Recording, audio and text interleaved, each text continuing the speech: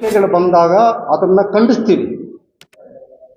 ಈ ಥರ ಆಗಬಾರ್ದು, ಘಟನೆಗಳಿಗೆ ಅವಕಾಶ ಆಗಬಾರ್ದು. ಈ ದೇಶದಲ್ಲಿ ಶಾಂತಿ ಸುವ್ಯವಸ್ಥೆಯನ್ನು ಕಾಪಾಡಲಿಕ್ಕೆ ನಾವು ಇದಕ್ಕೆಲ್ಲ ನಾವು ಒಂದು ಖಂಡನೆ ಮಾಡೋದು. ರಾಜಕೀಯ ಪಾರ್ಟಿಗಳ ಪಕ್ಷಗಳು ಬಂದಾಗ ಇವಾಗ ಯಾರು ಹೇಳಿಕೆಗಳನ್ನು ಕೊಟ್ಟಿರ್ತಾರೋ ಅಂಥ ಹೇಳಿಕೆಗಳು ಕೊಟ್ಟಂಥ ನಾಯಕರನ್ನು ನಾವು ಪಟ್ಟಿ ಮಾಡಿರ್ತೀವಿ. ಪಟ್ಟಿ ಮಾಡಿಕೊಂಡು ಆ ಸಮಯದಲ್ಲಿ ಅವರಿಗೆ ಯಾವ ರೀತಿಯಾದಂಥ ನಮ್ಮ ಸಮುದಾಯಗಳು ಅವರಿಗೆ ಸಪೋರ್ಟ್ ಸಹಾಯ ಮಾಡಬೇಕಾ ಮಾಡಬಾರ್ದು ಅಂತ ಹೇಳ್ಬಿಟ್ಟು ಕೂತು ಮಾತಾಡಿಕೊಂಡು ಮುಂದೆ ನಿರ್ಧಾರಕ್ಕೆ ಯಾವ ರೀತಿ ಹೆಜ್ಜೆ ಹಾಕ್ಬೇಕಂತ ಅದನ್ನು ಕೂಡ ನಾವು ತೀರ್ಮಾನ ತಗೊಳ್ತೀವಿ. ದೇಶದ ಮಾಡಿಬಿಟ್ಟು ಅದಕ್ಕೆ ಅರ್ಥ ಇರಲ್ಲ ಸರ್. ಬೇರೆ ಬೇರೆ ಸಂಘಟನೆಗಳು ದಿನ ಕಳೆದಂಗೆ ಮಾಡ್ತಾ ಇದ್ರೆ ಅದಕ್ಕೆ ಒಂದು ಅರ್ಥಪೂರ್ಣ ಬರುತ್ತೆ. ಒಂದೇ ದಿನ ಮಾಡಿ ನಿಲ್ಲಿಸ್ಬಿಟ್ರೆ ಏನೋ ಒಂದಿನ ಮಾಡಿದ್ರೆ ನಿಂತೋದ್ರು ಬಿಡ್ರು ಅಂತ ಹೇಳ್ಬಿಟ್ಟು ಇವ್ರ ಕಥೆ ಅಂತ ಹೇಳ್ಬಿಟ್ಟು ರಾಜಕಾರಣಿಗಳಿಗೆ ನಮಗಿಂತ ಬುದ್ಧಿಶಕ್ತಿ ಜಾಸ್ತಿ ಇದೆ. ನಾವು ಏನು ಹೇಳಿಕೆ ಕೊಡ್ತೀವೋ ಆ ಹೇಳಿಕೆಯನ್ನು ಯಾವ ರೀತಿ ಜನಗಳ ಹತ್ರ ನಾವು ಸಮರ್ಥಿಸ ಮಾಡ್ಕೊಳ್ಬೇಕಂತ ಹೇಳ್ಬಿಟ್ಟು ಯಾರೋ ಕೆಲವ್ರನ್ನ ಹೇಳ್ಬಿಟ್ಟು ನೀನು ಇಂಥದ್ದು ಹೇಳ್ಬಿಡು ನಾವು ಅವ್ರಿಗೇನೋ ಒಂದು ಹೇಳ್ತೀವಿ ಅಂತ ಹೇಳ್ತಾರೆ. ಅವ್ರು ಅದನ್ನು ಇನ್ನೊಬ್ರು ಬಂದು ಸಮರ್ಥಿಸ್ಕೊತಾರೆ. ಯಾಕಂದರೆ ಅವ್ರ ಅನುಯಾಯಿಗಳು ಅವರು ಚೇಲಾಗನ್ನು ಬಿಟ್ಟು ಅವರ ಆ ಹೇಳಿಕೆಯನ್ನು ಸಮರ್ಥಿಸ್ಕೊಳ್ಳೋ ರೀತಿಯಲ್ಲಿ ಅವ್ರು ಮಾಡ್ತಾರೆ. ಅದಕ್ಕೆ ನಾವೇನೂ ಮಾಡೋಕ್ಕಾಗಲ್ಲ. ಅವರಿಗೆ ಯಾವ ರೀತಿಯಾದಂಥ ಮನುಸಂಸ್ಕೃತಿ ಇರ್ತದೋ ಅವಾಗ ಅರ್ಥ ಮಾಡ್ಕೊಬೇಕು. ಕೊಟ್ಟಂಥ ಹೇಳಿಕೆ ಸರಿ ಇದೆಯಾ ಇಲ್ವ ಅನ್ನೋದು ಅದನ್ನು ಅವಲೋಕಿಸುವಂಥ ಪರಿಜ್ಞಾನ ಆದ್ರೂ ಕೇಳಿರೋವ್ರಿಗಾದ್ರೂ ಇರಬೇಕು, ಅಲ್ಲ ಅವ್ರ ಮಾತು ಕೇಳೋವ್ರಿಗಾದ್ರೂ ಇರಬೇಕು. ಅವರು ಗಡೀಪಾರಾಗಿತ್ತು, ಹೌದಲ್ಲ ಸರ್? ಇದೇ ಸಂವಿಧಾನದಲ್ಲಿ ಈಗ ಒಮ್ಮೆ ಇದು ಗೃಹ ಮಂತ್ರಿಗಳಾಗಿರೋ ಈಗ ಇಷ್ಟೆಲ್ಲ ಬರೆದಿರ್ತಕ್ಕಂಥ ಗೃಹ ಮಂತ್ರಿಗಳು ಮತ್ತೆ ಅದು ಸಂವಿಧಾನ ಬರೆದಿರ್ತಕ್ಕಂಥ ಮಹಾನ್ ಭಾವರು ಇರ್ತಕ್ಕಂಥ ಅವ್ರನ್ನ ಹೀಯಾಳುವಾಗಿ ಮಾತಾಡ್ತಾರಲ್ಲ, ಇವ್ರನ್ನೇನಂದ್ರು? ಇವರು ಸಂಸತ್ನಲ್ಲಿರೋದಕ್ಕೆ ಅರ್ಹರಿದ್ಯಾರ ಇಲ್ವಾ ಅಂತನೋದು ನಮ್ಮ ವಾದ.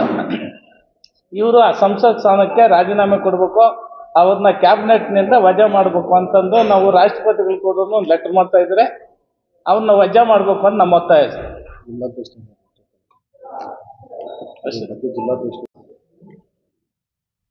ಮಾನ್ಯ ಗೃಹ ಸಚಿವರಾದಂಥ ಅಮಿತ್ ಶಾ ಅವರ ವಿರುದ್ಧವಾಗಿ ಈ ಒಂದು ಪತ್ರಿಕಾಗೋಷ್ಠಿಯನ್ನು ಕರೆದಿದ್ದು, ಏನು ಮೊನ್ನೆ 17ನೇ ತಾರೀಕು ನಡೆದಂಥ ಇದೇ ತಿಂಗಳು 17ನೇ ತಾರೀಕು ನಡೆದಂಥ ಸಂಸತ್ ಭವನದಲ್ಲಿ ರಾಜ್ಯಸಭೆಯಲ್ಲಿ ಅಂಬೇಡ್ಕರ್ ವಿಚಾರವಾಗಿ ಮಾತನಾಡುವಂಥ ಸಂದರ್ಭದಲ್ಲಿ ಅಂಬೇಡ್ಕರ್ ಅವರನ್ನು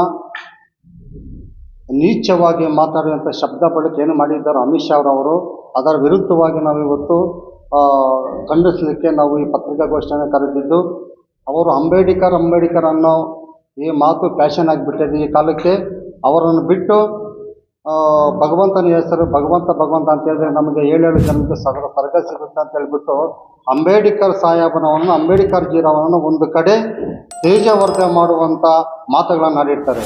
ಅದರ ವಿರುದ್ಧವಾಗಿ ಅವರು ಏನು ಈ ಸಂವಿಧಾನದ ಅಡಿಯಲ್ಲಿ ಈ ಸಂವಿಧಾನದ ಮುಖಾಂತರವಾಗಿ ಈ ಸಂಸತ್ ಭವನವನ್ನು ಪ್ರವೇಶ ಮಾಡಿದ್ದಾರೋ ಅದನ್ನು ಕೂಡ ಮರೆತು ಅವರು ಆ ಥರ ಹೇಳಿಕೆಗಳನ್ನು ಕೊಟ್ಟಿದ್ದಾರೆ.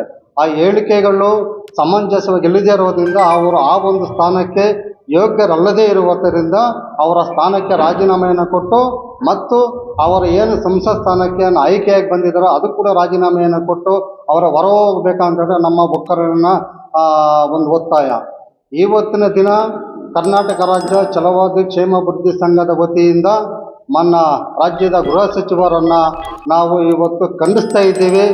ಅವರು ಈ ದೇಶದಲ್ಲಿ ಇರ್ತಕ್ಕಂಥ ಪ್ರತಿಯೊಂದು ರಾಜ್ಯದ ಗೃಹ ಮಂತ್ರಿಗಳಿಗೆ ತನ್ನದೇ ಆದಂಥ ಕಾನೂನು ಮುಖಾಂತರವಾಗಿ ಈ ಕಾನೂನು ಸುವ್ಯವಸ್ಥೆಯನ್ನು ಯಾವ ರೀತಿಯಾಗಿ ನಾವು ನಡೆಸ್ಕೊಳ್ಳಬೇಕು ಅಂತ ಅನ್ನೋ ಒಂದು ಸಾಮಾಜಿಕ ಕಳಕಳಿ ಇಲ್ಲದೆ ಅವರು ಒಂದು ಸಂವಿಧಾನ ಶಿಲ್ಪಿಯನ್ನು ಈ ಭಾರತ ದೇಶಕ್ಕೆ ಕೊಟ್ಟಂಥ ಪ್ರಪಂಚದ ಶ್ರೇಷ್ಠವಾದ ಸಂವಿಧಾನವನ್ನು ಮತ್ತು ಸಂವಿಧಾನವನ್ನು ರಚನೆ ಮಾಡಿದ ಅಂಬೇಡ್ಕರ್ ಜಿ ಅವರನ್ನು ಅವಹೇಳನಕಾರಿಯಾಗಿ ಮಾತನಾಡ್ತಾರೆ.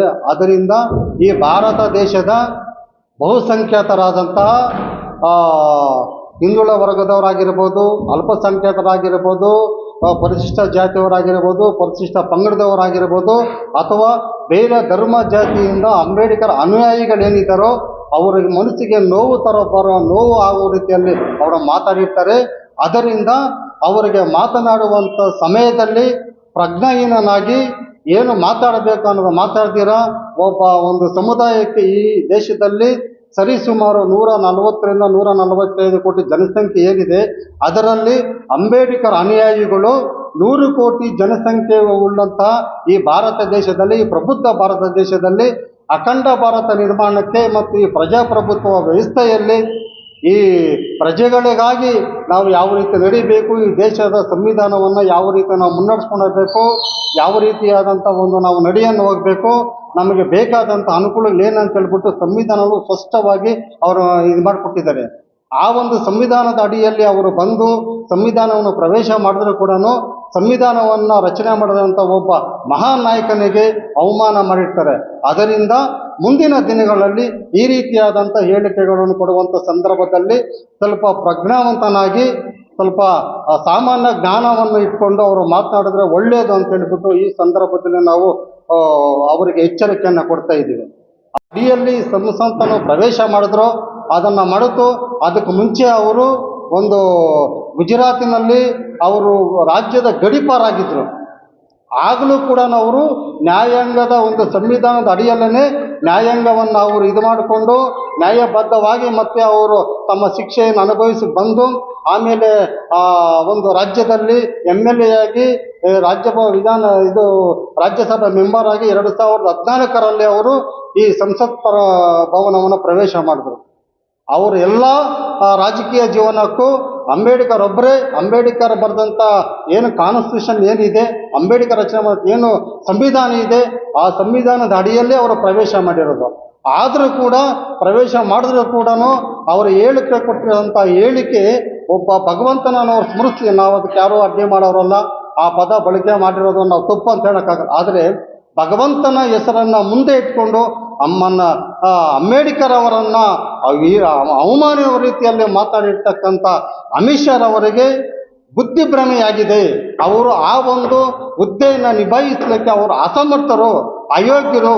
ಅದರಿಂದ ಅವರು ತಾವಾಗಿಯೇ ರಾಜೀನಾಮೆಯನ್ನು ಕೊಟ್ಟು ಸಂಸತ್ ಭವನದಿಂದ ಹೊರಗಡೆ ಹೋಗಿ ಅವ್ರಿಗೆಲ್ಲೂ ಬೇಕೋ ಅಲ್ಲಿ, ಅದು ಗುಜರಾತಲ್ಲಾಗಿರ್ಬೋದು ಅಥವಾ ಉತ್ತರ ಪ್ರದೇಶದಲ್ಲಾಗಿರೋದು, ಬೇಕಾಗಿರುವ ಒಂದು ಭಗವಂತನ ಸನ್ನಿಧಿಯಲ್ಲಿ ಹೋಗಿ ಭಜನೆ ಮಾಡಿಕೊಂಡು ಜಪ ಮಾಡಿದ್ರೆ ಅವ್ರಿಗೆ 7 ಜನ್ಮದಲ್ಲೂ ಕೂಡ ಒಳ್ಳೆಯದಾಗಲಿ, ಅದಕ್ಕೆ ನಾವು ಅವರು ಅಪೇಕ್ಷೆ ಮಾಡೋರಲ್ಲ.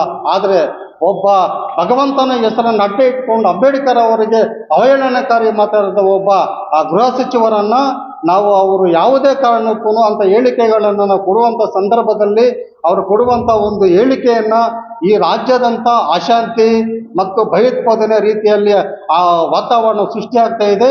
ಮುಂದೆ ಇಂಥ ಹೇಳಿಕೆಗಳನ್ನು ಕೊಟ್ಟಾಗ ಈಗೇನು ದೇಶವ್ಯಾಪ್ತಿ ಪ್ರತಿಭಟನೆಗಳು ಮತ್ತು ಈ ಥರ ಪತ್ರಿಕಾ ಹೇಳಿಕೆಗಳು, ಪತ್ರಿಕಾ ಮಾಧ್ಯಮಗೋಷ್ಠಿಗಳು ನಡೀತವೆ. ಮುಂದೆ ಈ ಥರ ಹೇಳಿಕೆಯನ್ನು ಕೊಟ್ಟಾಗ ಮನೆಯಿಂದ ಹೋರಾಟವನ್ನು ಪ್ರಾರಂಭ ಮಾಡಬೇಕಾಗುತ್ತೆ. ಇದು ಕೇಂದ್ರ ಸರ್ಕಾರಕ್ಕೆ ಎಚ್ಚರಿಕೆಯ ಗಂಟೆ. ಏನಾದರೂ ಅಂಬೇಡ್ಕರ್ ಜೀರವರ ವಿರುದ್ಧವಾಗಿರ್ಬೋದು, ಅಂಬೇಡ್ಕರ್ ಸಾಹೇಬರವರ ಅವಹೇಳನಕಾರಿ ರೀತಿಯಾಗಿ ಮಾತಾಡ್ತಕ್ಕಂಥ ಶಬ್ದಗಳು ಮತ್ತೊಮ್ಮೆ ಮರುಕಳಿಸಿದರೆ ಈ ದೇಶದಲ್ಲಿರ್ತಕ್ಕಂಥ ಪ್ರತಿಯೊಂದು ಮನೆಯಿಂದನೂ ಕೂಡ ಹೋರಾಟ ಪ್ರಾರಂಭ ಆಗುವಂಥ ಸನ್ನಿವೇಶಗಳು, ದಿನಗಳು ಸನ್ಮಾನ್ಯ ಗೃಹ ಸಚಿವರಾದಂಥ ಅಮಿತ್ ಶಾ ಅವರ ಮತ್ತು ಅವರ ಸಂಘಟನೆಗಳಿಂದಲೇ ಪ್ರಾರಂಭ ಆಗೋದಕ್ಕೆ ಇದಾಗುತ್ತೆ. ಅದರಿಂದ ನಾವು ಏನು ಹೇಳ್ತಾ ಇದ್ದೀವಿ, ಈ ಒಂದು ಸಂದರ್ಭದಲ್ಲಿ ಸನ್ಮಾನ್ಯ ಈ ದೇಶದ ಪ್ರಧಾನಮಂತ್ರಿಗಳಾದಂಥ ಸನ್ಮಾನ್ಯ ನರೇಂದ್ರ ಮೋದಿಜಿರವರು ಒಂದು ಮಾತನ್ನು ಅವಾಗ ಉಲ್ಲೇಖ ಮಾಡ್ತಾರೆ, ಸಬ್ಕಾ ಸಾಥ್ ಸಬ್ಕಾ ವಿಕಾಸ್ ಅಂತ ಹೇಳ್ಬಿಟ್ಟು. ಆದರೆ BJPಯ ಸ್ಲೋಗನ್ನ ಯಾರು ಪ್ರಧಾನಮಂತ್ರಿ ಹೇಳೋ ಸ್ಲೋಗನೇ ಬೇರೆ, ಅವರ ಮನಸ್ಥಿತಿಗಳೇ ಬೇರೆನಾ, ಇದು ನಮ್ಗೆ ಯಾರೂ ಅರ್ಥ ಆಗಲ್ಲ ಅಂತ ಹೇಳ್ಬಿಟ್ಟು ಅವ್ರು ಅಂದ್ಕೊಂಡಿರ್ಬೋದು. ಆದರೆ ಈ ದೇಶದ ಪ್ರಬುದ್ಧ ಭಾರತ ದೇಶದ ನಾಗರಿಕರು ಬುದ್ಧಿವಂತರಿದ್ದಾರೆ, ಬುದ್ಧಿವಂತ ಜನ ಇದ್ದಾರೆ, ಅರ್ಥ ಮಾಡಿಕೊಳ್ಳುವಂಥ ಅವ್ರು ಕೊಟ್ಟಂಥ ಹೇಳಿಕೆಗಳನ್ನ ಅರ್ಥ ಮಾಡಿಕೊಳ್ಳುವಂಥ ಒಂದು ಪರಿಕಲ್ಪನೆ ಇರುವಂಥ ಜನ. ಈ ರೀತಿ ಹೇಳಿಕೆಗಳನ್ನು ಕೊಡುವಂಥ ಈ ಗೃಹ ಸಚಿವರನ್ನು ಮುಂದಿನ ದಿನಗಳಲ್ಲಿ ಕಾಲ ಅವರಿಗೆ ಉತ್ತರವನ್ನು ಕೊಡುತ್ತೆ. ಆ ಕಾಲಕ್ಕೆ ಎಲ್ಲರೂ ಕಾಯ್ತಾ ಇದ್ದಾರೆ. ಯಾಕಂತಂದರೆ ಆನೆ ತಲೆ ಮೇಲೆ ಆನೆಯೇ ಮಣ್ಣಾಕೊಳ್ಳುತ್ತೆ ಅನ್ನೋದಕ್ಕೆ ಮೊನ್ನೆ ಅಮಿತ್ ಶಾ ಅವರೇ ಸರಿಯಾದ ಉದಾಹರಣೆ, ಅವರೇ ಅದಕ್ಕೆ ಸಾಕ್ಷಿ. ಅದರಿಂದ ಏನು ನಾವು ಇವತ್ತು ಹೇಳಿಕೆಯನ್ನು ಕೊಡ್ತಾ ಇದ್ದೇವೆ, ಖಂಡಿಸ್ತಾ ಇದ್ದೇವೋ, ಈ ಖಂಡನೆ ಮುಂದಿನ ದಿನಗಳಲ್ಲಿ ಹೋರಾಟದ ರೂಪವನ್ನು ಕೂಡ ಪಡ್ಕೊಳ್ಳುತ್ತೆ. ಈ ನಾವು ಜಿಲ್ಲಾ ಮತ್ತು ರಾಜ್ಯ ಮತ್ತು ದೇಶವ್ಯಾಪ್ತಿ ಬಂಧುಗಳಿಗೆ ಕರೆ ಕೊಡಬೇಕಾಗುತ್ತೆ. ಯಾಕಂತಂದರೆ ಇಂಥ ಹೇಳಿಕೆಗಳನ್ನು ಒಂದು ಸಾರಿ ಎರಡು ಸಾರಿ ನಾವು ಸಹಿಸ್ಕೊಂಡಿರ್ಬೋದು, ಪದೇ ಪದೇ ಸಹಿಸ್ಕೊಂಡಿರೋಕ್ಕಾಗಲ್ಲ. ಆದ್ದರಿಂದ ನನ್ನ ಗೃಹ ಸಚಿವರನ್ನು ಏನು ಈ ರಾಜ್ಯದ ಪ್ರಧಾನಮಂತ್ರಿಗಳಿದ್ದಾರೋ ಅವರ ಸಂಪುಟದಿಂದ ಅವರನ್ನು ಹೊರಹಾಕಿ ಅವರ ಏನು ಸದಸ್ಯತ್ವ ಇದೆಯೋ ಅವರನ್ನು ಭಯೋತ್ಪಾದನೆ ಒಂದು ಕಾನೂನು ಅಡಿಯಲ್ಲಿ ಅವರನ್ನು ಕೇಸು ದಾಖಲಿಸಿ ಆ ಒಂದು ಸಂಸತ್ ಸ್ಥಾನವನ್ನು ಕೆಲವು ರಾಜಕೀಯ ಪಕ್ಷದ ಮುಖಂಡರು ಅವರ ಏಳಿಗೆಗೋಸ್ಕರವಾಗಿ ಅವರ ಒಂದು ರಾಜಕೀಯ ಅಭಿವೃದ್ಧಿಗೋಸ್ಕರವಾಗಿ ಅವರ ಹೇಳಿಕೆಯನ್ನು ಸಮರ್ಥಿಸ್ಕೊಳ್ತಾ ಇದ್ದಾರೆ. ಯಾಕೆ ಸಮರ್ಥಿಸ್ಕೊಳ್ತಾ ಇದ್ರೆ, ನೀವು ಸಮರ್ಥಿಸ್ಕೊಳ್ಳೋದು ರೀತಿ ಇದ್ದರೆ ಹೋಗಿ ನೀವು ಅವರ ಕಾಲಕ್ಕೆ ನಮಸ್ಕಾರ ಮಾಡೋಕ್ಕೆ ಅವ್ರ ಹತ್ರ ಮುಂದ್ಗಡೆ ಕೈ ಕೊಟ್ಟು ನಿಂತ್ಕೊಂಡ್ರೆ ನಾವು ಯಾವ ಅದನ್ನು ಪ್ರಶ್ನೆ ಮಾಡೋದಿಲ್ಲ. ಆದರೆ ಮುಂದಿನ ದಿನಗಳಲ್ಲಿ ನಿಮ್ಮ ರಾಜಕೀಯ ಭವಿಷ್ಯಕ್ಕೆ ನೀವೇ ಕಡಿವಾಣ ಹಾಕ್ಕೊಳ್ತೀರ ಅಂತೇಳಿ ಕೂಡ ನಾನು ಅವರು ಸಮರ್ಥಿಸ್ಕೊಳ್ಳುವಂಥ ಎಲ್ಲ ಪಕ್ಷದ ನಾಯಕರು ಕೂಡ ನಾನು ಈ ಸಂದೇಶವನ್ನು ನಮ್ಮ ಸಂಘಟನೆ ಮುಖಾಂತರವಾಗಿ ನಮ್ಮ ಮುಖಂಡರ ಮುಖಾಂತರವಾಗಿ ನಾವು ಈ ಸಂದೇಶವನ್ನು ರವಾನಿಸ್ತಾ ಇದ್ದೀವಿ. ಇದಾದ ಮೇಲೆ ಸಂವಿಧಾನದ ಅಡಿಯಲ್ಲಿ ಏನು ನೀವು ಅಸೆಂಬ್ಲಿ ಪ್ರವೇಶ ಮಾಡ್ತೀರೋ ಇಲ್ಲ ಸಂಸತ್ ಭವನವನ್ನು ಪ್ರವೇಶ ಮಾಡ್ತೀವೋ, ನಿಮಗೆ ಸಾಮಾಜಿಕ ಬಾಧ್ಯತೆ ಇರಬೇಕು, ಸಾಮಾಜಿಕ ಕಳಕಳಿ ಇರಬೇಕು, ಸಮಾನತೆ ಇರಬೇಕು. ಪ್ರಬುದ್ಧ ಭಾರತ ದೇಶದಲ್ಲಿ ಪ್ರಬುದ್ಧ ಏನು ನಾಗರಿಕರಿದ್ದಾರೋ ಅವರು ಪ್ರಜ್ಞಾವಂತರಾಗಿ ಈ ದೇಶವನ್ನು ಹೆಂಗೆ ಮುನ್ನಡೆಸಬೇಕು, ಯಾವ ರೀತಿಯಾದಂಥ ಆರ್ಥಿಕ ಸ್ಥಿತಿಯನ್ನು ನಾವು ಅಭಿವೃದ್ಧಿ ಮಾಡಬೇಕು, ಈ ನಾಗರಿಕರಿಗೆ ಯಾವ ರೀತಿಯಾದಂಥ ನಾವು ಒಂದು ಸಮಾನತೆಯಿಂದ ನಾವು ತೆಗೆದುಕೊಂಡು ಹೋಗ್ಬೇಕನ್ನೋದು ಸಂವಿಧಾನದಲ್ಲಿ ಸಂಕ್ಷಿಪ್ತವಾಗಿ ಉಲ್ಲೇಖ ಮಾಡಿದ್ದಾರೆ ಡಾಕ್ಟರ್ ಬಾಬಾ ಸಾಹೇಬ್ ಅಂಬೇಡ್ಕರ್ ಜಿರವರು. ಆ ಸಂವಿಧಾನವನ್ನು ನೀವು ಓದ್ಕೊಂಡು ನಿಮ್ಮ ಹುದ್ದೆಗಳನ್ನು ನೀವು ನಿಭಾಯಿಸಬೇಕಂತ ಹೇಳಿಬಿಟ್ಟು ಎಲ್ಲ MLAಗಳಿಗೂ MP ಗಳಿಗೂ ಈ ಮುಖಾಂತರವಾಗಿ ನಾವು ಸಂದೇಶವನ್ನು ಕೊಡಲಿಕ್ಕೆ ನಾವು ರೆಡಿ ಇದ್ದೀವಿ. ನಿಮ್ಮ ತೆವಲಿಗಳಿಗೆ ಇನ್ನೊಬ್ಬ ಮಹಾನ್ ನಾಯಕರನ್ನು ನೀವು ಹೀನಾಯವಾಗಿ ಮಾತಾಡ್ತಕ್ಕಂಥ ಈ ಶಬ್ದಗಳಿಗೆ ಮುಂದಿನ ದಿನಗಳಲ್ಲಿ ಕಡಿವಾಣ ಹಾಕೋದಕ್ಕೆ ಭಾರತ ದೇಶದ ಪ್ರತಿಯೊಬ್ಬ ನಾಗರಿಕರು ಕೂಡ ಸಿದ್ಧರಾಗ್ತಾರೆ. ಅದರಿಂದ ನಾವು ಏನು ಇವತ್ತು ಹೇಳಿಕೆಯನ್ನು ಕೊಟ್ಟಿದ್ದೆವೋ ಈ ಹೇಳಿಕೆ ಮತ್ತು ಈ ಹೋರಾಟ ಈ ಪ್ರತಿಭಟನೆಗಳಿಗೆ ಯಾವುದೇ ಕಾರಣಕ್ಕೂ ನೀವು ಆಸ್ಪದ ಮಾಡಿಕೊಡಬಾರ್ದು ಅಂತ ಹೇಳಿಬಿಟ್ಟು ಹೇಳ್ತಾರೆ. ಕೆಲವು ಆ ಪಕ್ಷದ ನಾಯಕರು ಅವರ ಹೇಳಿಕೆಯನ್ನು ಸಮರ್ಥಿಸಿಕೊಂಡು ಯಾವುದೋ ಇನ್ನೊಂದು ರಾಷ್ಟ್ರೀಯ ಪಕ್ಷದ ಮೇಲೆ ದೂರುಗಳನ್ನು ಸಲ್ಲಿಸ್ತಾ ಇರ್ತಾರೆ. ನಮಗೆ ಇದರಲ್ಲಿ ನಾವು ಪಕ್ಷ ಭೇದವಾಗಿ ಮರೆತು ಅಂಬೇಡ್ಕರ್ ಅನುಯಾಯಿಗಳಾಗಿ ಅಂಬೇಡ್ಕರ್ ಸಿದ್ಧಾಂತಗಳ ಪಾಲನೆ ಮಾಡ್ಕೊಂಡು ಬರ್ತಾ ಇರ್ತಾರೆ ನಾವೆಲ್ಲ ಕೂತಿರ್ತಕ್ಕಂಥ ಮುಖಂಡರು ಪಕ್ಷಾತೀತವಾಗಿ ನಾವು ಮಾತಾಡ್ತಾ ಇದ್ದೀವಿ. ಏನು ರಾಜಕೀಯ ಪಕ್ಷಗಳಿದ್ದಾವೆ, ಎರಡೂ ರಾಷ್ಟ್ರೀಯ ಪಕ್ಷಗಳು ಒಂದೇ ನಾಣ್ಯದ ಎರಡು ಮುಖಗಳಿದ್ದಾಗೆ. ಅವರು ಅಂಬೇಡ್ಕರ್ ಒಂದು ಕಡೆ ಅವರ ಸುಖಕ್ಕೋಸ್ಕರವಾಗಿ ಹೊಗಳ್ತಾರೆ, ಅದಾದ ಮೇಲೆ ಅವ್ರನ್ನ ತೆಗಳ್ತಾರೆ. ಇದು ಎರಡೂ ಪಕ್ಷದಲ್ಲಿ ಇರ್ತಕ್ಕಂಥ ಒಂದು ಸಂಸ್ಕೃತಿ. ಈ ಸಂಸ್ಕೃತಿಯನ್ನು ನಿಮ್ಮೆರಡೂ ಪಕ್ಷದ ನಾಯಕರು ಬಿಡಬೇಕು. ಭಾರತ ದೇಶದಲ್ಲಿ ಇರ್ತಕ್ಕಂಥ ಏನು ಅಂಬೇಡ್ಕರ್ ಅಭಿಮಾನಿಗಳಿದ್ದಾರೆ, ಅಂಬೇಡ್ಕರ್ ಅನುಯಾಯಿಗಳಿದ್ದಾರೆ, ಯಾವುದೇ ಕಾರಣಕ್ಕೆ ಅವ್ರಿಗೆ ನೋವು ಉಂಟು ಮಾಡ್ತಾರ ಅಂತ ಹೇಳಿಕೆಗಳನ್ನು ನೀವು ಕೊಟ್ಟು ಪ್ರಬುದ್ಧ ಭಾರತ ದೇಶವನ್ನು ಅಖಂಡ ಭಾರತ ದೇಶವಾಗಿ ನೀವು ಮುನ್ನಡೆಸ್ಕೊಳ್ಳೋದಕ್ಕೆ ನಿಮ್ಮಲ್ಲಿ ನಾವು ಕಳಕಳಿಯ ಮನವಿಯನ್ನು ಮಾಡ್ತಾ ಈ ಒಂದು ಪತ್ರಿಕಾಗೋಷ್ಠಿಯಲ್ಲಿ ನಾವು ನಿಮಗೆ ಒಂದು ಸಂದೇಶವನ್ನು ಕೊಡ್ತಾ ಇದ್ದೀವಿ. ಅದರಿಂದ ಪತ್ರಿಕಾಗೋಷ್ಠಿ